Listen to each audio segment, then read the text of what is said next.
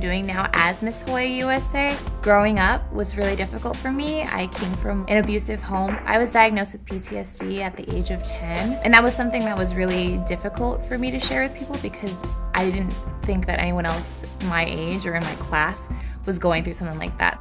I now am inspiring other women to be as strong as I am because I wasn't able to come up with my story until 8 years after it happened. The moment I did share it, I feel like it was a sense of release. Like I felt so free and so uplifted. I had to go through all these different hardships in order to get to this place where I'm so grateful and blessed for everything that I do have. I have a platform and it's called #WaitToText, and it is a pledge to stop texting while driving. I created back in 2015 when two very important people to me were killed in a fatal car accident. This traumatic experience for my family brought so much heartbreak and pain that I didn't want anybody else to ever have to feel like that. So far, I have over 1,000 signed pledges. So my mom has taught me to never give up. We come from very humble beginnings and have gone through many triumphs. And the one thing that my mom has taught me is to keep pushing forward, no matter who or what pulls you down. Seeds of Smiles started when I was 6 years old. I was opening my Christmas present and I realized that many children probably didn't get anything for Christmas. So I asked my mom if we could share my toys with them. We started out by giving away 12 toys, and every year the number kept increasing. We're very happy to be contributing to our communities. Today we have probably given away more than 3,500 toys between Colombia and Georgia. I am very passionate about children. Being able to help them and making an impact in their lives makes me feel very blessed. I think we have to focus on our children. They are our future generations. Our world will depend on them. Helping people is just something that makes me very, very, very happy. I was part of a huge hurricane relief effort in Puerto Rico. I think that's something that was very profound in my life when it happened because I've never experienced something like that. And being in that chaos that was happening the first 2 weeks just really showed me how engaged I was to making things happen for the relief efforts. I would run logistics, I was at the warehouse. I did a lot of things to make sure that people got what they needed, and that's where I found like, wow, this is something that I really love to do. To me, it's important for women to love themselves just how they are. That's the only way that you can fully concentrate on yourself and go after whatever you want in your life. My family means the world to me. Growing up, it was always just me, my mom, and my sister. My mom always taught us to give back to our community because growing up I didn't have everything, and with that I volunteer at a homeless shelter in DC that's near and dear to my heart. We tackle the homeless issue in DC. I am very passionate about helping others and leaving a footprint on everyone's heart. I think we're all here for a reason and a purpose, and it's so important to find your purpose here. I now have my own cake business called Caked by Bryce, and where I bake various cakes throughout DC and the East Coast area. What I would tell little girls that want to become entrepreneurs is just go for it. If you're scared to do something in life, it's not going to happen. It's not going to fall in your lap. I've been riding horses since I was 5 years old. The first pony's name was Twinkle Toes. I grew up in the pasture. Sometimes it was a really positive experience and sometimes I was getting thrown every day.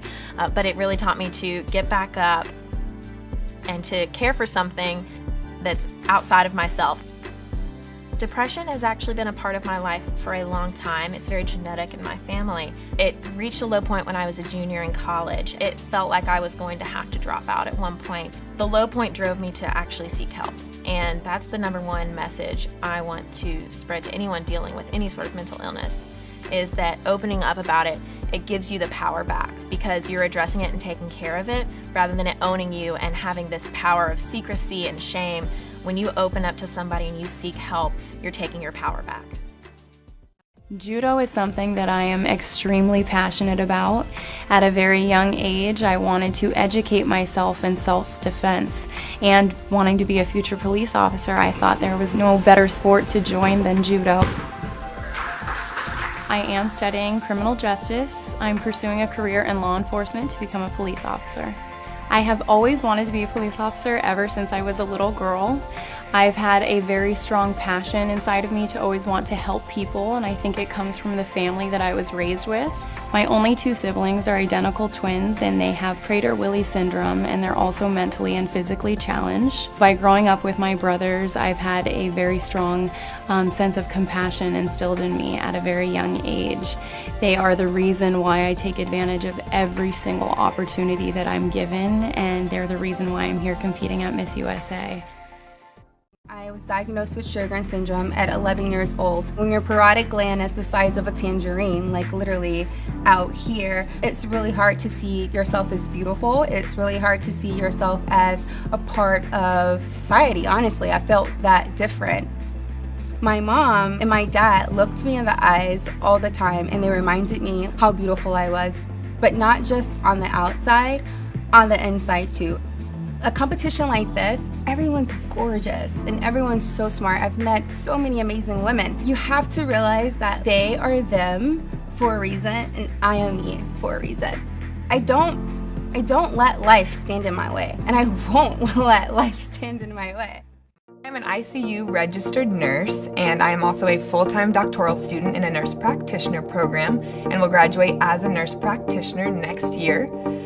My father passed away from colon cancer when I was 4 years old, and I just wanted to be a nurse ever since then. I wanted to make sure that any other family that was ever going through the tragedy that we went through had great nursing care like we did.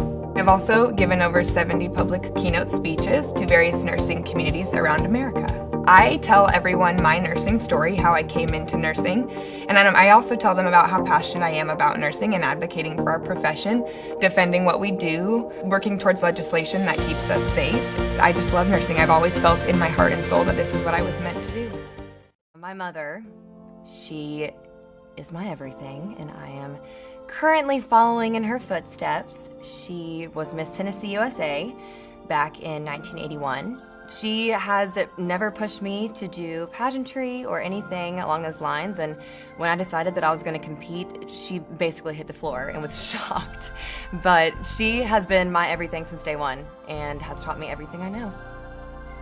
Personally, I feel a responsibility to tell women, listen, your value and how you value yourself, it's not measured upon your successes or how great you are at something, but rather just your personal decision to do things and have experiences and have opportunities that challenge you. My mother has always told me the Eleanor Roosevelt quote that no one can make you feel inferior without your consent.